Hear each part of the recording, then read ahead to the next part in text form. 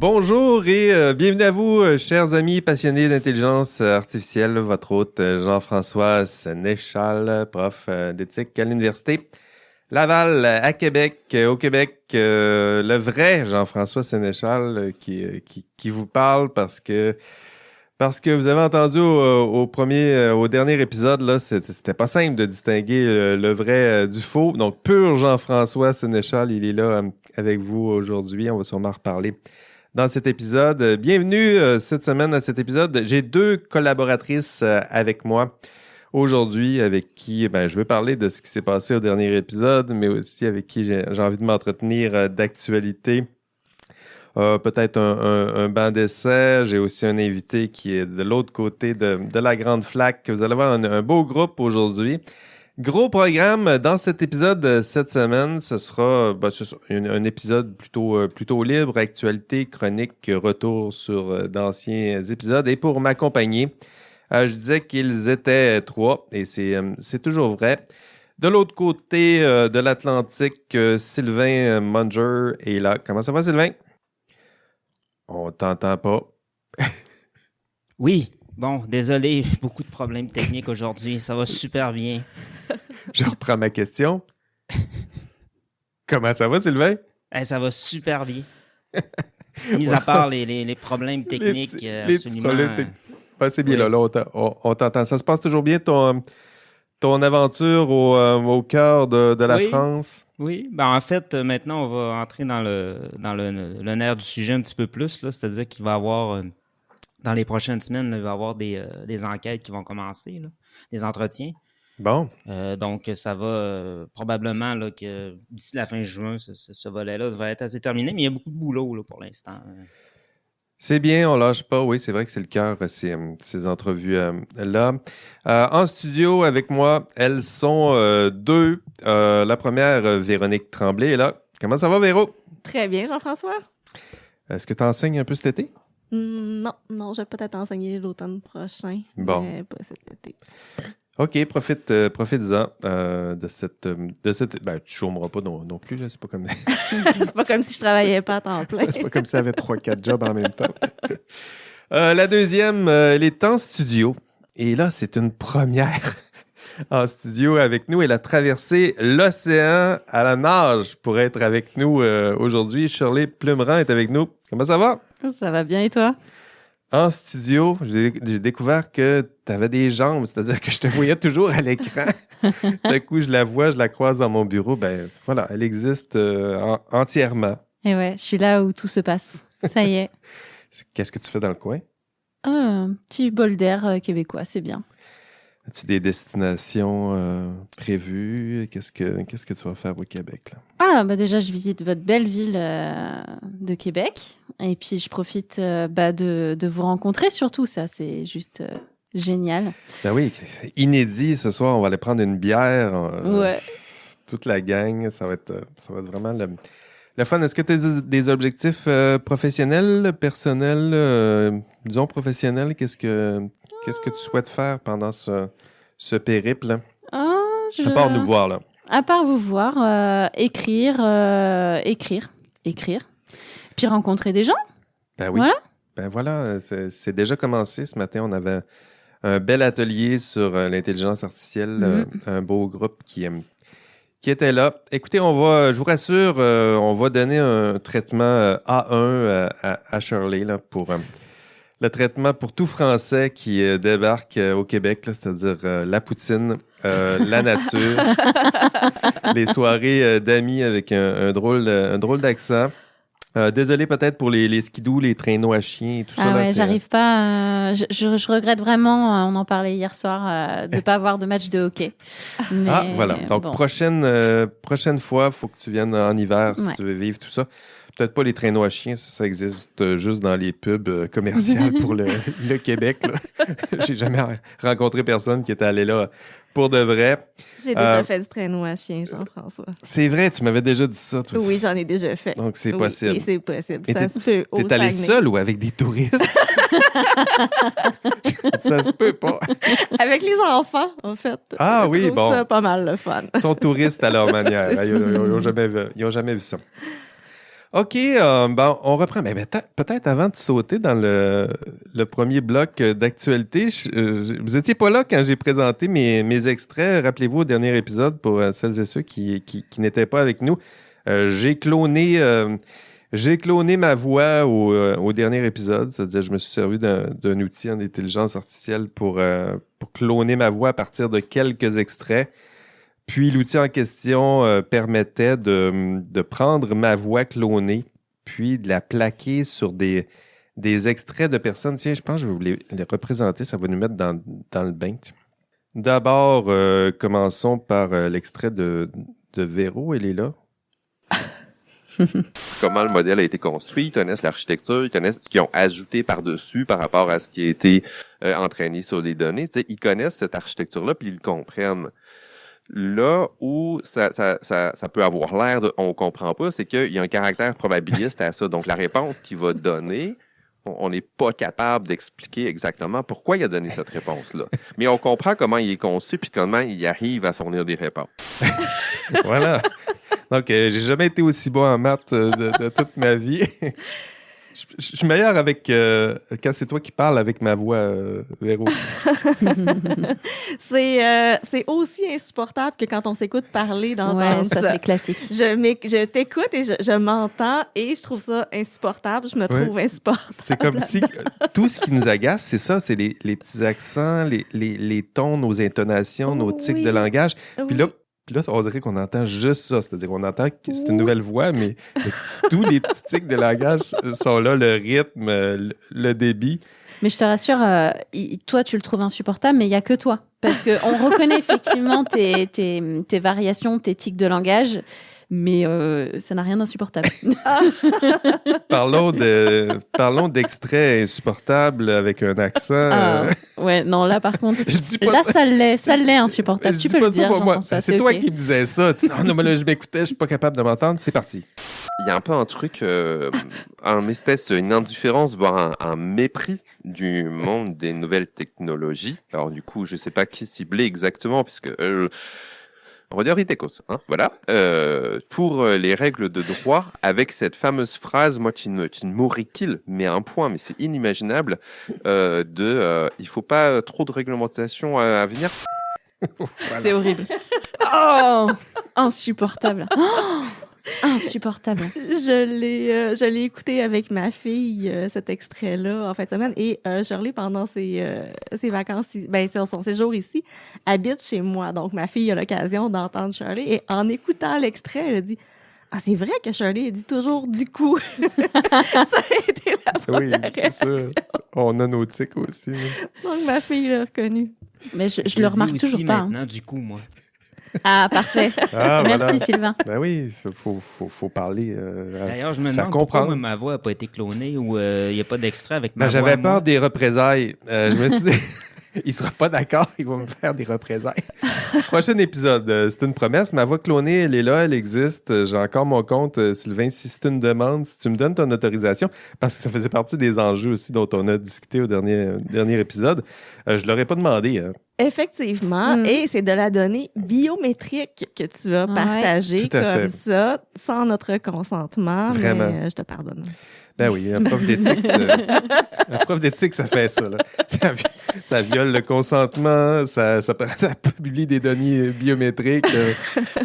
Bon, content que ça vous ait plu. Je pense qu'on a eu de bien belles réflexions là, à la fin du dernier épisode. C'est comme si, à travers cette expérience-là, toutes les leçons qu'on avait explorées ou les thèmes qu'on avait explorés pendant nos, je dirais les 20-30 derniers épisodes, là, c'est comme si c'était encapsulé dans nos analyses après cette expérience.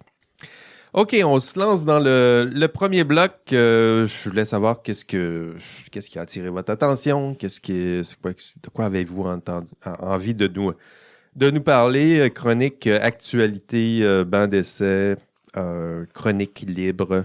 On va commencer par Sylvain, qui doit s'ennuyer un peu, là, tout seul, si loin. Sylvain, c'est quoi qui t'occupe? De quoi tu as envie de nous entretenir cette semaine?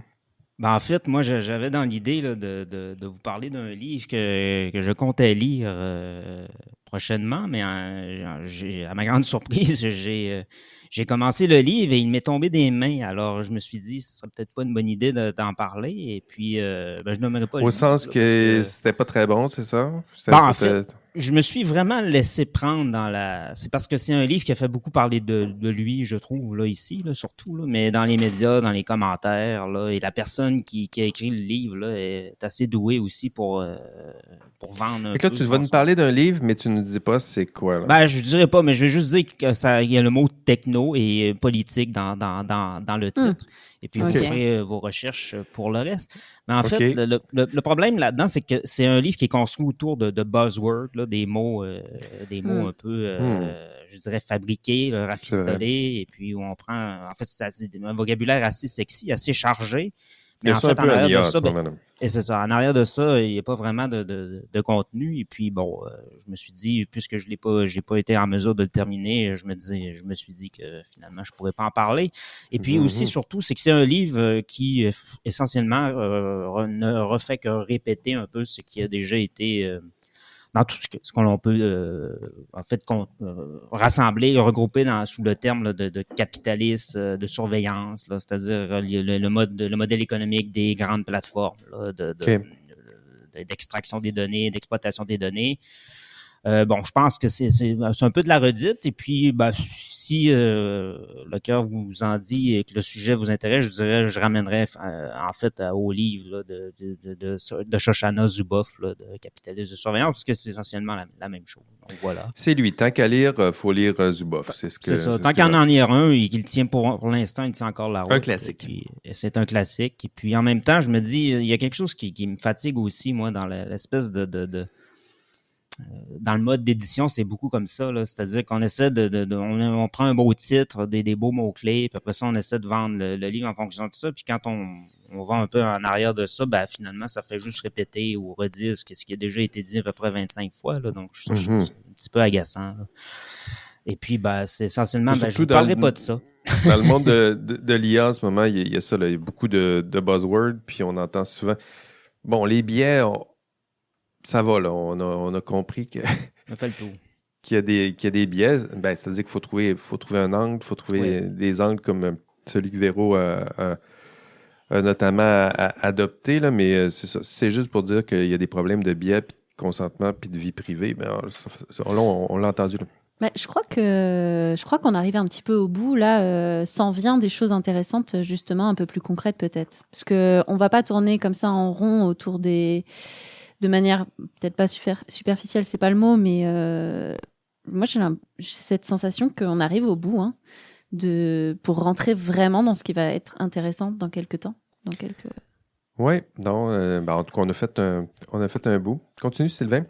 Ben, en fait, je pense que je suis pas certain qu'on arrive au bout, mais je pense qu'on va arriver au bout au moment où, justement, peut-être l'excitation autour de ce phénomène-là, intelligence artificielle, va s'estomper un petit peu parce que ça va permettre un peu de faire une sélection ou un trigage, en fait. Ceux qui sont un petit peu sont pas vraiment intéressés par le sujet, qui sont plus là parce que c'est à la mode, parce que c'est populaire ou parce que peut-être même il y a plus de financement là-dedans en ce moment.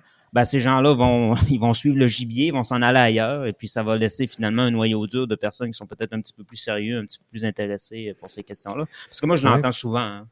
Je l'entends souvent dire qu'est-ce que tu as fait avant? Là, on m'explique. La personne m'explique c'était quoi le sujet de thèse ou c'était quoi les travaux précédents. Et puis, il n'y a absolument rien à voir avec l'intelligence artificielle. Ça n'a même rien à voir avec la technologie souvent. Et puis, finalement, pourquoi vous êtes allé là-dedans? Ben, ça revient toujours à la même chose. C'est il est là, le financement c'est ça. C'est un sujet qui est en vogue. Il y a beaucoup d'argent qui est associé à ça. C'est une manière un peu de me placer ou de me positionner là, dans un sujet qui en ce moment qui est assez chaud, qui est assez hot. Puis bon, moi personnellement. Dans notre podcast aussi, il y en a, c'est-à-dire que si notre podcast c'était un protocole expérimental où on faisait des entrevues puis on grattait un sujet. Là, en recherche qualitative, on parle de saturation, quand c'est les mêmes thèmes puis les mêmes exposés qui finissent par revenir. Il y a une redondance. Là, on dit, je pense qu'on a fait le tour. Je pense pas comme toi, que Sylvain, qu'on a fait le tour. Je trouve qu'il y a en tout cas, dans le podcast, il y a des champs là, qu'on n'a pas encore explorés.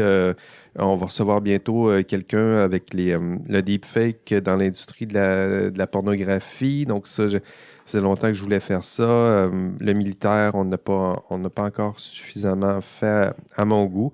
Mais c'est sûr que, en tout cas, moi, je le sais, là, après, on va faire notre 100e bientôt. Là. Quand on va être rendu à 100, on va faire un bon bout, un bon chemin. Là. Et puis, j'avais préparé une autre chose, mais peut-être que ce sera mieux j'y reviendrai tout à l'heure si on a le temps. Là. Sinon, je le garderai pour une prochaine fois. Je pense que j'aurais envie de te lancer tout de suite, Sylvain. On va enregistrer en deux parties aujourd'hui. Fred va se joindre un peu à nous, donc il va y avoir une pause entre les deux. Si je veux te libérer, je pense que je serais curieux d'entendre tout de suite ce que tu as à dire. Qu'est-ce que tu nous avais préparé? En fait, j'ai écouté l'épisode de la semaine dernière et puis Frédéric, vous avez parlé là, de l'armée israélienne avec son module d'IA là, qui fait un peu de la recommandation ou de la suggestion de cibles. Mais par contre, en mémoire, je me souviens pas est-ce qu'il vous avait dit le nom de cette IA-là? Le nom, oui, je ne l'ai pas en mémoire. Bouge pas. C'est l'Évangile. Hein, la traduction de ça veut dire Évangile. Donc, c'est quand même assez intéressant. Là. L'Évangile, c'est la parole. Tu veux-tu que je te retrouve le nom exactement? Pardon? Est-ce que tu veux que je te retrouve le nom exactement? C'est un nom en hébreu, donc je ne sais pas comment on peut le prononcer, mais c'est ce que ça veut dire. Peu importe, je les mettrai dans les notes de podcast. Et puis en fait, moi, j'ai une réflexion je m'étais fait une réflexion en écoutant l'épisode, et puis c'est ce que je voulais continuer ou poursuivre par rapport à ce qu'il a dit. Je vais vous parler, en fait, ça va m'amener à vous parler d'un autre livre, peut-être qui est beaucoup plus ancien que celui dont je voulais vous parler et dont je n'ai pas nommé, là. Mais c'est un livre qui s'appelle La théorie de la classe de loisirs, et vous allez voir un peu le lien avec ce qu'on vient de dire aussi par rapport à ça. C'est l'idée, en fait, ce que l'on vient de dire, l'intérêt autour de l'engouement autour de l'IA. Là, en fait, c'est ce que je veux discuter avec vous et le lien avec ce que Frédéric disait la semaine dernière, c'est l'idée un peu de consommation ostentatoire là-dedans. Et puis, c'est un concept qui a été développé par un sociologue qui s'appelle Consommation ostentatoire, donc montrer qu'on consomme. Exactement. Et là, c'est l'IA qu'on consomme d'une manière ostentatoire et je vais m'expliquer. C'est un concept qui vient d'un sociologue qui s'appelle Thorstein Veblen dans son livre Théorie de la classe de loisirs qui est paru, j'ai pas la date, mais à la fin du 19e siècle. Là. Et là-dedans, en fait, il explique que les biens de luxe, là, ce que l'on considère comme des biens de luxe, là, par essence, ça ne répond pas à un besoin matériel immédiat. Là. Donc, leur fonction, elle est tout autre. Leur fonction, c'est de fournir à l'acheteur, en fait, une espèce d'exclusivité. Oui, montrer que une fois que vous avez cette exclusivité-là, il s'agit ensuite de la faire savoir aux autres. Hein. Pour faire savoir ce que l'on a, on peut le faire par l'affichage, par la vantardise, par la démonstration. Ouais, j'ai payé assez cher, il faut que les autres le savent. Là. Je ne peux pas me permettre de juste payer sans que les autres le savent. Là. Exactement. Si les autres ne le savent pas, la fonction, c'est ça. Il n'y a pas d'utilité encore. Et cette consommation-là, elle vise un objectif de distinction ou de différenciation sociale. En fait, c'est son propos. Elle cherche à montrer une capacité à dépenser sans compter, sans retenue, en fait. C'est-à-dire une capacité à maîtriser son temps aussi, d'être maître de son temps. Ce qui signale un statut social supérieur. Parce que si vous passez du temps à table, longuement à table, si vous profitez d'œuvres culturelles, si vous pratiquez un sport, si vous voyagez, si vous soignez votre apparence, ça suggère à chaque fois là, la possibilité de jouir d'un temps libre. Et en fait, c'est tout ce que, si vous regardez les pages Instagram, c'est à peu près tout ce que le contenu que les gens publient sur Instagram, ça correspond un petit peu. Montrer qu'on a du temps de libre, c'est bon. Du temps de libre et puis que. Puis l'IA joue ce rôle-là en ce moment-là. En montrant qu'on consomme l'IA, ça s'inscrit dans cette même lignée-là. Là. Oui, en fait, les chercheurs qui s'intéressent à ça, s'il y a une fonction d'ostentatoire, mais il y a aussi l'aspect militaire. C'est vrai. Oui. Je vais juste terminer avec Veblen. En fait, son propos, c'est qu'il décrit à son temps la bourgeoisie américaine comme une classe oisive, mais il ne voulait pas dire oisif au sens de paresseux. Là. Ce qu'il voulait dire, c'est oisif au sens de capacité à se dédier à des loisirs plutôt que le travail. et de la possibilité de consommation improductive de son temps. Ça représente un luxe véritable qui est en fait un bien, une valeur qui est inaccessible à la majorité des gens qui sont occupés à satisfaire leurs besoins essentiels. Et ce que je voudrais faire, c'est transposer cette idée-là, mais pour parler des relations internationales. Souvent, lorsqu'on parle de technologie militaire, ça peut être l'armement atomique ou les porte-avions ou peu importe, on peut prendre plusieurs exemples comme ça, là. Il peut y avoir plusieurs facteurs qui peuvent, plusieurs causes, si on veut, là, qui peuvent expliquer la diffusion de ces technologies-là. Souvent, ça peut être des chocs externes, par exemple des guerres, ça peut être une menace sécuritaire qui apparaît, qui n'était pas là auparavant. Ça peut être un changement géopolitique, une crise internationale majeure qui peuvent accélérer ou contenir la diffusion des technologies militaires. Mais il y a aussi l'importance du facteur psychologique qui est souvent un petit peu moins présent lorsqu'on en parle, comme la recherche de prestige. On peut parler de prestige technologique pour expliquer même l'intérêt des États à acquérir ou non une technologie militaire comme l'IA et comme elle sera appelée à le devenir. Tout simplement parce que vous avez, il y a certaines armes ou certains systèmes d'armes qui sont plus qu'un simple artefact, un simple armement. Ce sont des symboles. Ce sont des symboles de maîtrise technologie, de maîtrise de technologie qui représentent la pointe du progrès. Hein. C'est des technologies de dernier cri. Ça démontre, c'est une preuve de savoir-faire. Ils deviennent donc des marqueurs symboliques qui signalent le rang et le statut des États qui les possèdent.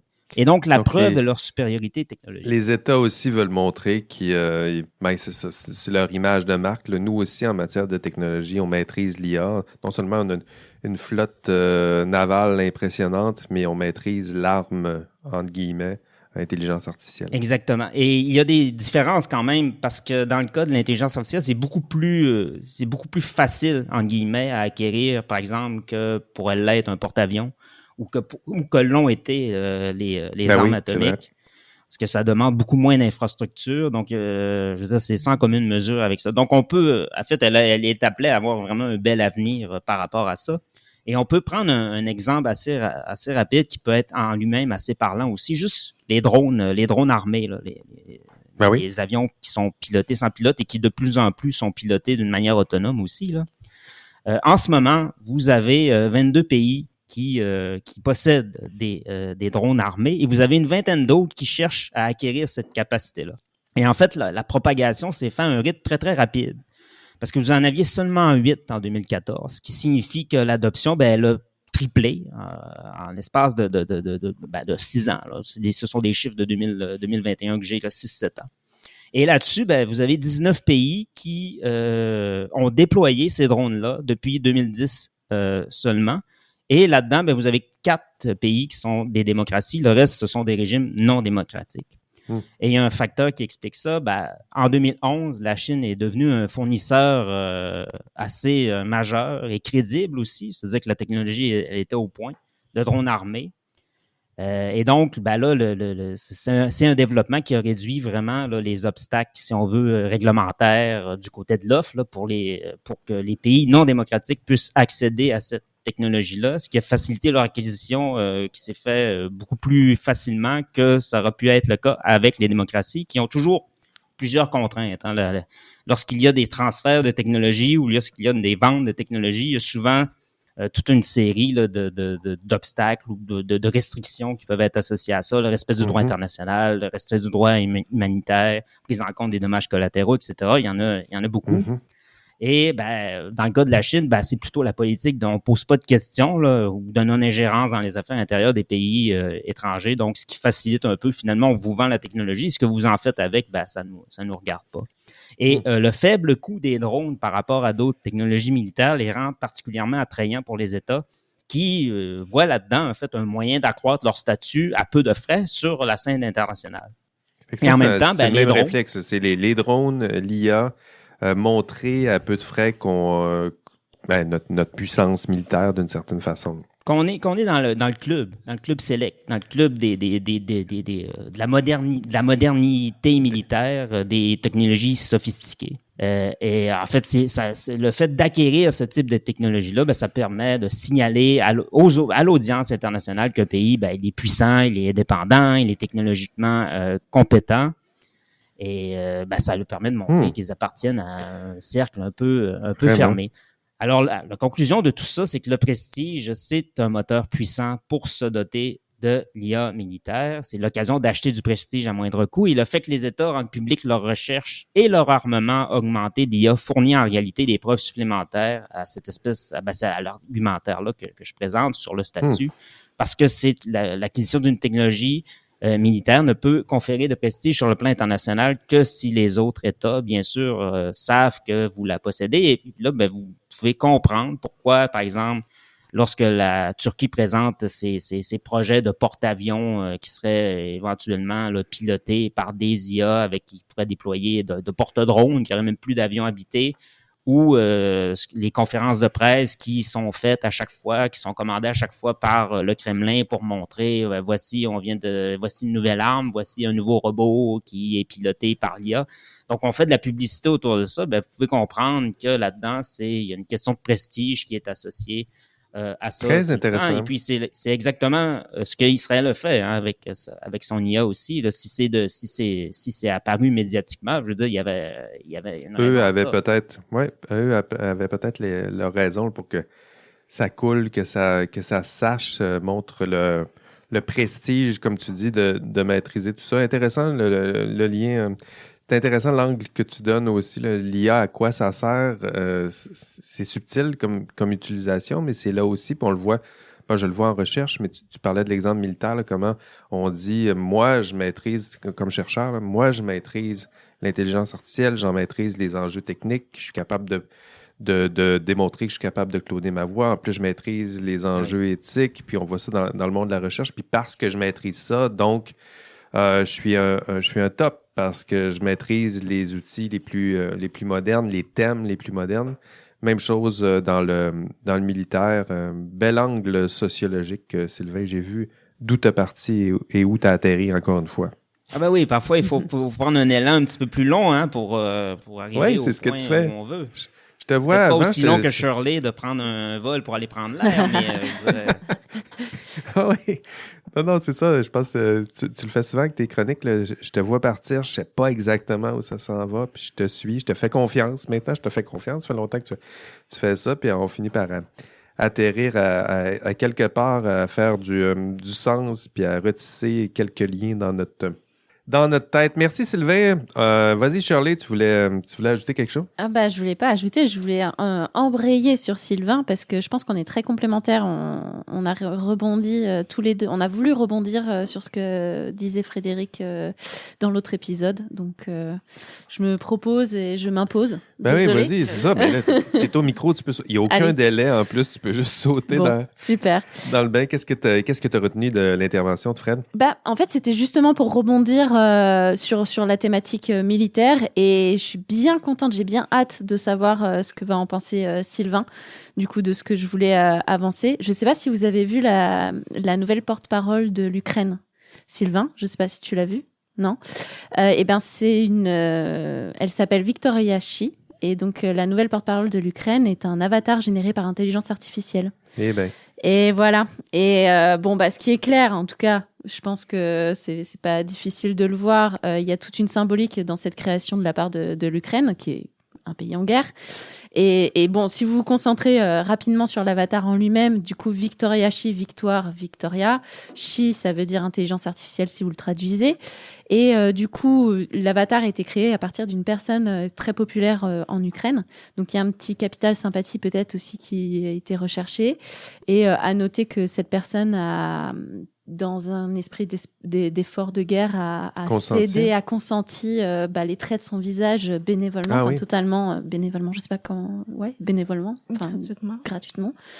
Généreusement, en tout cas. Généreusement, voilà, dans un esprit d'effort de guerre. Et voilà. Et du coup, c'était loin. J'ai trouvé que c'était vraiment très, très loin d'être anecdotique, d'être une lubie de l'Ukraine qui aurait éventuellement autre chose à faire. Pas du tout.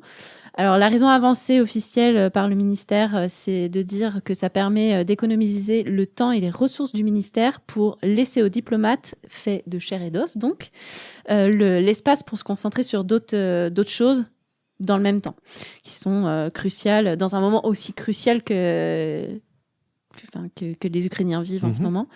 Et du coup, je pense qu'on peut tout de suite s'arrêter sur cet argument-là, parce que déjà, on peut pour le relativiser, une technologie comme ça, tout le monde autour de cette table sait que c'est pas magique, hein. Donc, qui écrit les textes de Victor Yashi, ne serait-ce que ça. Ensuite, il y a toute une équipe technique au sens large qui est présente derrière, dans l'ombre, pour générer cet avatar. Il a vraiment fallu la construire de toutes pièces.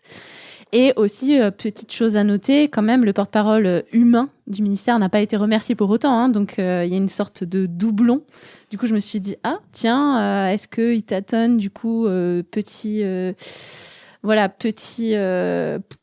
un esprit de réserve, de précaution, on garde quand même notre porte-parole humain, sait-on jamais. Et puis surtout aussi, il y avait cette idée dans cet esprit de précaution, je me suis dit, est-ce qu'ils sont pas prudents aussi au cas où la Russie arrive en détournant justement cette incarnation virtuelle pour alimenter toute une désinformation éventuelle. Et du coup, ça m'a fait réfléchir. Et là, je vais rejoindre un petit peu Sylvain sur cette idée d'image. Tu as déjà rejoint Sylvain, J'ai déjà rejoint Sylvain, bien sûr. Mais c'est dans la foulée, là. pour justement sur cette histoire de prestige, sur se montrer, etc. Oui. Là, clairement, l'idée qu'il y a derrière, c'est vraiment que l'intelligence artificielle participe à la guerre d'image. Mais oui. Vraiment. Et vous ouvrez n'importe quel manuel d'histoire, de toute façon, on voit l'importance que peut avoir cette thématique-là dans un conflit. Et je me disais, c'est à la fois c'est impressionnant d'avoir fait ça, et en même temps, c'est un pari risqué qu'a fait l'Ukraine. Parce que je le disais tout à l'heure, là, à l'instant, la Russie pourrait tout à fait démontrer elle-même ses capacités, ses propres capacités, toute sa puissance de frappe en détournant complètement cette technologie mise en avant par l'Ukraine. D'où le pari risqué. Et si je laisse ça un petit peu de côté, il y a quand même aussi... donc, vous pouvez consulter sur Internet, il y a une vidéo de présentation de cet avatar. Très Comment accessible. s'appelle-t-elle déjà? Victor Yashi. Victor Yashi. Et tu peux consulter la vidéo qui est en anglais, mais il y a une version qui existe en ukrainien. Et du coup, là, tout de suite, vous vous dites, c'est génial, en fait, une technologie comme ça, parce que c'est d'une facilité déconcertante pour traduire dans n'importe quelle langue à travers le monde. Donc là, vous avez une puissance de communication incroyable, puisque vous pouvez déployer votre porte-parole dans n'importe quelle partie du monde avec la langue parlée dans ce pays. Du coup, là, j'ai trouvé que c'était vraiment intéressant. Il y avait quelque chose.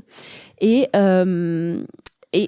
donc, pour rejoindre vraiment Sylvain là complètement, il y a cette histoire de vitrine, en fait, à travers le porte-parole, la symbolique qu'il y a de cette c'est vitrine. l'Ukraine qui dit, nous aussi, on est capable. Oui. Et le gouvernement ukrainien s'est exprimé au sujet de cette utilisation, et je cite, a dit « Nous sommes un terrain d'entraînement grandeur nature de l'intelligence artificielle dans la guerre ».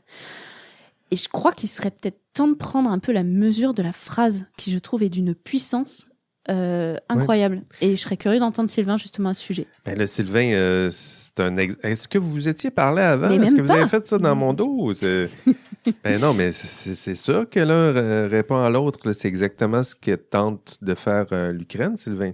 Oui, je dirais que c'est le magnétisme de la chronique de Frédéric qui nous a Totalement. interpellés peut-être d'une manière similaire. Là. Ah, c'est ça, des grands Je suis tout à fait d'accord, mais en fait, c'est ça. Hein, je pense que le message, là, c'est de la communication. Il y a une question de propagande, d'intoxication aussi de l'information, ou de la boucle décisionnelle ou la boucle d'information de l'autre. Là. Mais c'est en fait de montrer le message, c'est de dire pour l'Ukraine, c'est nous aussi on développe des capacités militaires dignes du 21e siècle.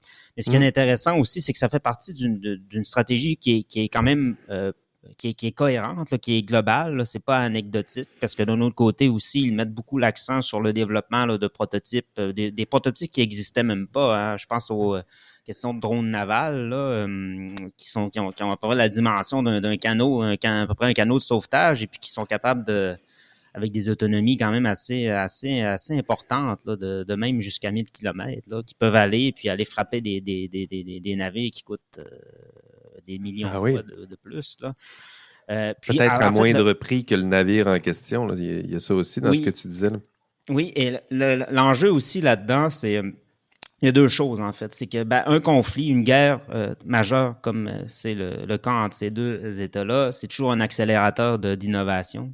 Donc, on ne sait pas où est-ce que ça peut terminer à la fin. Là. Je veux dire, prenons un exemple. Je me souviens du cas de la France, là, qui avait à peu près une centaine de moteurs d'avions là, lorsque les hostilités commencent au début de 1914. Et puis à la fin de la guerre, ils ont des milliers et des milliers d'avions. Là, je veux dire, dans les airs. C'est quelque chose qui n'existait pas du tout avant.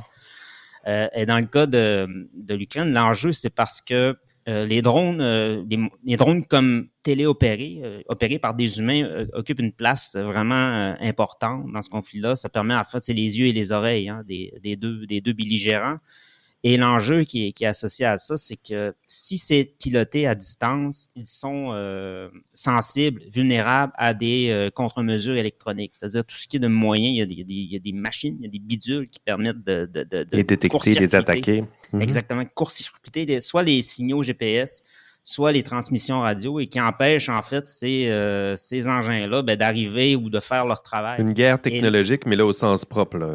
Exactement. Et si, en fait, intégrer des IA là-dedans, des systèmes de navigation autonomes, pourrait se passer des opérateurs humains, là, vous pourriez contourner ces moyens de guerre électronique-là. Donc, vous voyez un peu l'avantage qu'il pourrait y avoir là-dedans.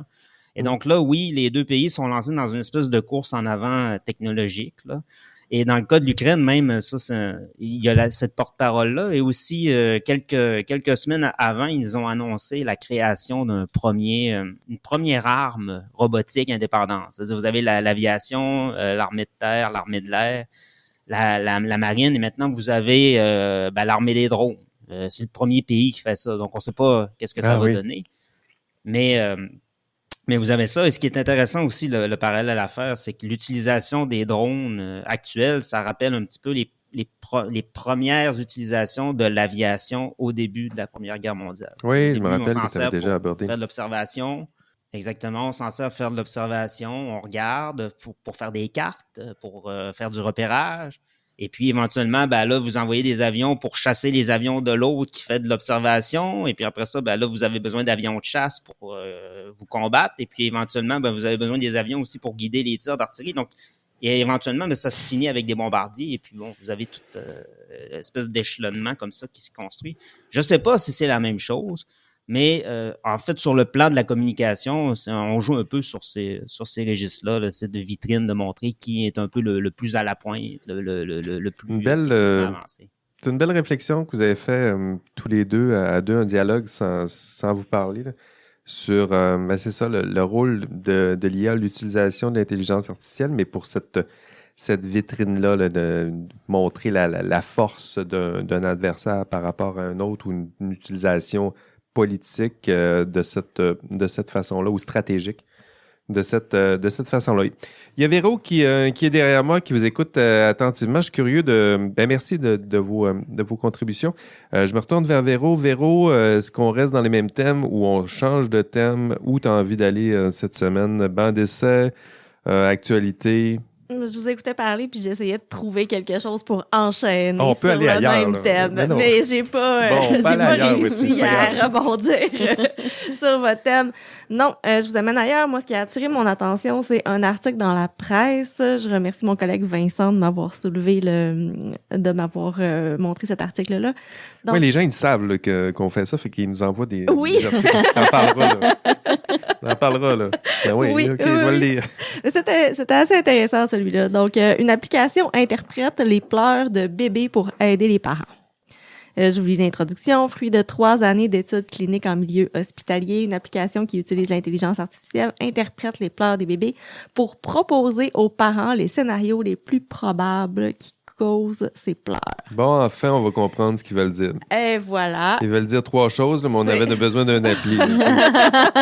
La couche est pleine. Couche est pleine. Je suis fatigué, j'ai faim. C'est pas mal ça, là. C'est pas mal ça, en effet. L'application s'appelle Ubenoa et ça dit Ubenoa Giving Hope to Newborn. Donc, rien de- Ubenoa. Ubenoa, U-B-E-N-W-A. J'ai Eh pas ben. trouvé ce que ça voulait dire.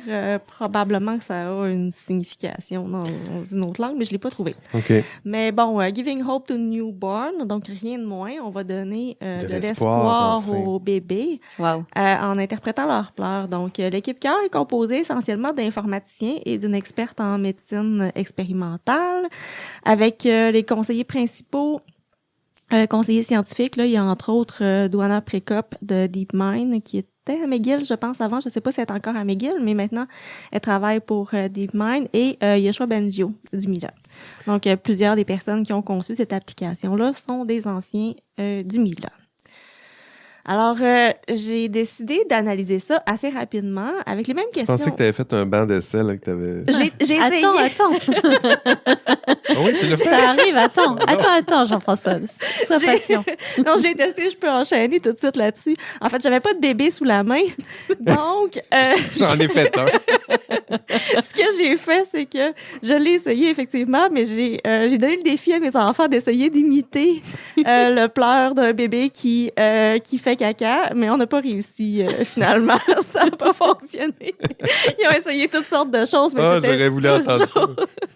c'était toujours inconfort qui sortait. Donc, Ben oui. ben inconfort, puis bon, ça pourrait être ça. Mais bon, ça n'a pas été très, très, très Fait que concluant. là, vous avez imité des bébés pour voir si l'application fonctionnait, c'est ça? On s'est Ben, amusé. Ouais, Ouais, et puis pourquoi c'est-à-dire pas. que tu peux pas demander à un bébé de confirmer si c'était bien ça ou pas. Enfin, ben oui, c'est il y a vrai. ça. Ce qui m'amène Tu peux dire n'importe à, quoi. là. ben exactement. Ce qui m'amène à, j'ai analysé l'application en fait avec les questions que je me pose habituellement à chaque fois qu'on lance un nouveau projet d'intelligence artificielle. Donc, premièrement, est-ce que c'est fiable? Bonne question. Alors là, je suis allée voir les études qui étaient citées par l'entreprise et puis j'ai trouvé effectivement des études, des méta-analyses sur le lien entre certaines maladies neurologiques et les pleurs des bébés. Ah. Donc, il y a visiblement des liens entre les médecins peuvent utiliser ça à la naissance Ah comme oui. un autre signe vital, comme Ben la oui. température, comme un autre signe vital pour analyser les problèmes des bébés. Donc, pour certaines maladies, ça a été démontré qu'on était capable de retrouver quelque chose. Maintenant, quand on regarde les études qui vérifient si ça peut vraiment aider les parents, ben là, il n'y a pas grand-chose. Donc, j'ai trouvé, ce qui est cité, c'est un petit poster et puis une étude qui est encore sur Archive et qui est jamais passée dans une revue avec comité de lecture. Le poster que j'ai trouvé, il avait analysé 4 causes, donc un pleur spontané. Qu'est-ce que c'est que ça, un pleur spontané? Je sais pas exactement, mais il y avait pleur spontané, Ben, ça veut dire que ça pas inconfort. pourquoi. Ben, ils savent pas pourquoi. OK. Inconfort, faim et un pleur qui est causé par l'examen médical. Donc, c'était les 4 éléments qui étaient analysés. J'ai pas réussi à trouver la performance des modèles, une performance qu'on arrive à interpréter facilement là au niveau de l'exactitude, de combien de fois ils se trompent. J'ai pas réussi à trouver ça. Ce qui était présenté dans l'étude, c'était uniquement des airs sous la courbe ROC, ce qui est très intéressant pour un statisticien, mais qui parle très, très peu à quelqu'un. Ça me parle. Et qui, oui, je suis contente d'entendre ça, mais il arrivait. Je vais aller chercher ta voix, là. Je vais te résumer ça, là. Donc, pas très intéressant. À peu près 102 bébés, je pense, dans l'étude. Pas d'études randomisées. Donc, ça, c'est des études qui existaient déjà ou c'est le test avec l'application? Ils en ont fait. Non, ils ont OK. utilisé, ils ont fait cette étude-là OK. pour développer l'application. Ah oui. Alors, il y avait des bébés qui pleuraient dans quelques hôpitaux. Ils ont choisi quelques hôpitaux. Il y avait quelques bébés qui pleuraient et c'était le personnel qui notait pourquoi le bébé avait pleuré. Donc, ici, en partant, le pourquoi le bébé a pleuré. Je vous ai déjà parlé des biais de mesure. Ben oui. Ben là... Ah, il est fatigué, là, il est fatigué. Moi, quand j'entends Ouais, ça autour de moi, tu sais, les parents disent, il est fatigué, mais moi, j'entends juste, moi, je suis fatigué. Moi, je suis fatigué, j'ai hâte d'aller me coucher, fait que le bébé doit être fatigué aussi, là. Donc, bien de mesure, allez savoir pourquoi le bébé pleurait pour vrai. Très difficile à On le savoir. saura pas, il faudrait rentrer dans sa tête, on se rendra pas là. Non. Donc, est-ce que c'est fiable? Ou on Je le suis pas pince, certaine. puis là, on est sûr qu'il pleure parce qu'il a mal, mais Ah, ça passerait pas au conseil, au non. comité d'éthique. Là. Non, ils ont précisé dans l'étude qu'aucun bébé, que les pleurs n'avaient pas été provoqués Ah oui, ben oui, volontairement. faut le On est rassurés préciser. quand même. C'est là qu'on est rendu, il faut le préciser. Donc, C'est rassurant. ça ressemble à ça au niveau de la fiabilité. Ben, pas sûr encore. Bof, Je leur bof. laisse le bénéfice du doute. Il y a peut-être autre chose que j'ai pas trouvé, mais sur leur site web, du moins, il y avait rien de plus que ça. Ça m'amène à, OK, on n'est pas certain si c'est fiable. Qui est responsable maintenant? Donc, dans les conditions C'est-tu d'utilisation... Obiwa, le nom? UBENWA. OK, ben, c'est bon. Je pensais qu'il y avait un lien avec Star Wars, là, mais là... Essayez de voir, là. OK, continue. Donc, dans les conditions d'utilisation, c'est vraiment précisé que ça peut faire des erreurs, c'est expérimental et c'est la responsabilité du parent de s'assurer pourquoi son bébé pleure, finalement, de vérifier pourquoi son bébé pleure. Je trouve que c'est un peu facile. Hein? On voit Totalement. ça souvent dans les conditions d'application. Là, on envoie la responsabilité à l'utilisateur sans qu'il y ait nécessairement une compréhension de tout ce qu'il y a en arrière de ça. Parce que si on regarde la publicité autour de ça, c'est « Oh, wow! On va t'expliquer comment ton enfant se sent. » Alors, on met toute cette publicité-là et quelque part, dans les conditions d'utilisation, on dit Oui. ça fonctionne pas très bien, notre affaire, donc c'est vous qui êtes responsable. Il y a quelque chose qui m'embête un décalage. peu avec cet aspect-là. Donc, ça, c'est le deuxième point qui est responsable. Le troisième point, la troisième question, parmi les questions que je me pose, là, c'est est-ce qu'on est en train de remplacer un humain dans un contexte où la relation humaine est importante? Et c'est ici que Ben je oui. pense que cette application-là accroche. Ben oui, c'est le cœur de plusieurs des applications. Là. J'ai pas d'expertise en communication ou au niveau du développement des enfants, je veux dire, mais j'ai quand même eu 2 enfants. Puis pour avoir eu 2 enfants, les premières interactions qu'on a avec un enfant, les premières communications, les premières tentatives de communication avec un autre être humain, l'enfant, il le fait à travers ses pleurs. Ben oui. C'est les premières fois, il essaye, il pleure, il crie, t'as une réaction, ça fonctionne pas, il pleure, il crie encore. Il essaye de se faire comprendre. Il essaie de se faire comprendre. C'est le début de la communication. Est-ce qu'on veut vraiment confier ça à un algorithme? Est-ce qu'on nuirait à l'enfant au final dans son développement, dans ses aptitudes à communiquer en essayant de remplacer ça par un algorithme? Ça m'inquiète. Drôle d'idée. Totalement. Drôle d'idée quand même. Et puis, donc quand on regarde cette application-là, puis qu'on se dit elle pourrait être utilisée pour détecter des maladies neurologiques à la naissance, on se dit fantastique. Utilisée pour remplacer l'interaction entre le parent et l'enfant dans les premiers mois de la vie, je suis pas certaine là, qu'on s'en va dans la bonne voie avec ça. Puis je suis un peu déçue de voir que la question semble pas avoir été abordée, pas soulevée. J'ai pas vu dans les articles de consultation avec des psychologues, par exemple, ou avec des experts du développement de l'enfant. Finalement, j'ai pas vu ça du tout dans les études. Donc c'est un peu décevant. Puis je trouve que à un moment donné, les chercheurs, oui, c'est sûr que tu développes quelque chose pour un truc en particulier, mais après ça, de se dire, après l'utilisation, c'est plus trop mon problème. Je pense qu'il y a une responsabilité là quand même du côté des chercheurs de se poser ces questions-là, puis de le mentionner. Là. Vraiment, c'est ça, c'est comme si les questions fondamentales, tu les soulèves. J'imagine que ça aurait dû être soulevé pendant le processus de création de cet outil-là. C'est intéressant, d'un point de vue technique, mais d'un point de vue humain, est-ce qu'on est en train d'essayer de remplacer les premiers dialogues entre l'enfant puis le parent à travers une application qui va nuire? Est-ce qu'on est en train de se substituer aux parents? De la même façon, tu vois, je pensais que quand tu en parlais, on parlait des utilisations scolaires ce matin, donc dans les universités, ChatGPT à l'école, la triche, tout ça. Il y a des utilisations en intelligence artificielle où on tente de la correction automatisée, par exemple, où on tente de tranquillement... Ça serait le fun que les profs puissent... les étudiants ont accès au contenu à travers des outils d'intelligence artificielle. Tu as un chat-bot qui est là, qui répond à tes questions. Ça va corriger automatique. Oui, mais est-ce qu'on est en train, là aussi, de supprimer la relation entre le prof et l'étudiant? Puis à la fin, ça aussi, ça risque de disparaître. On substitue cette relation-là par un apport technologique quelconque. En tout cas, c'était le parallèle que je voyais.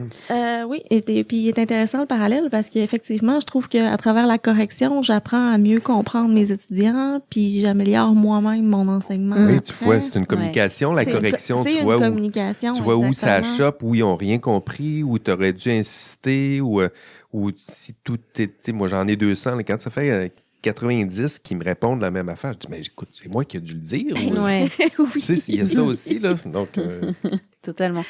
On a encore le temps ou pas, là, Jean-François?